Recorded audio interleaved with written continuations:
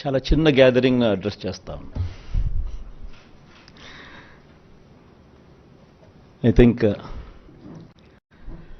Manifesto అన్నది నిజంగా అర్థం వచ్చినది. మేనిఫెస్టో అంటే ఎంత పవిత్రమైన గ్రంథము, దానికి ఉండాల్సినంత ప్రాధాన్యత ఎప్పుడొచ్చింది అంటే అది కేవలం ఈ 5 సంవత్సరాల్లో, ఈ 58 నెలల కాలంలోనే అని కూడా చెప్పడానికి నిజంగా చాలా గర్వపడతా ఉన్నా.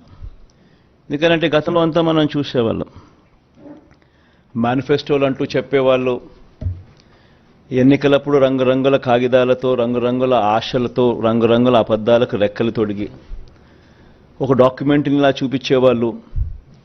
ఎన్నికలు అయిపోయిన తర్వాత ఆ డాక్యుమెంట్ ఎక్కడుంది అని ఎవరైనా వెతికినా కూడా కనపడని పరిస్థితి. ఎన్నికలు అయిపోయిన తర్వాత ఆ మేనిఫెస్టో డాక్యుమెంట్ ఎక్కడ దొరుకుతుంది అని అంటే చెత్తబుట్టలో కూడా దొరకని అద్వానమైన పరిస్థితులు మనమంతా చూసాం.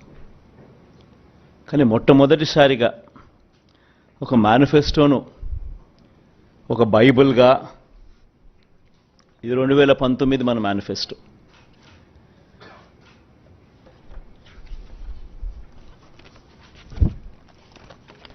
ఈ మాదిరిగా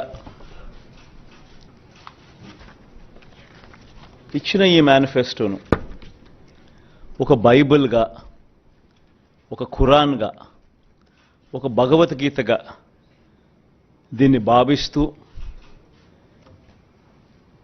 దీన్ని ఇంప్లిమెంట్ చేసిన పరిస్థితులు, దీన్ని ఇంప్లిమెంట్ చేసిన విధానం బహుశా దేశ చరిత్రలోనే ఈ 58 నెలలు అన్నది చిరస్థాయిగా చరిత్రలో ఎప్పటికీ కూడా నిలిచిపోతాయి.